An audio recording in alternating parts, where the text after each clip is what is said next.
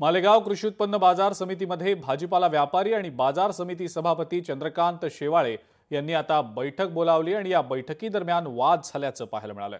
या दरम्यान सभापती शेवाळे यांनी व्यापाऱ्यांना उद्देशून शिवीगाळ केली आहे असा आरोप व्यापारी करतायत।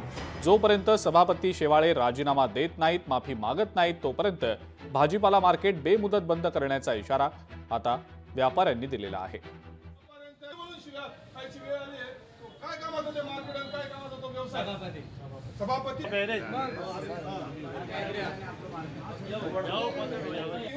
इतर मार्केटमध्ये जे चालू आहे त्या मार्केटमध्ये आपण आपलं मार्केट हे महाराष्ट्राच्या बाहेर नाहीये।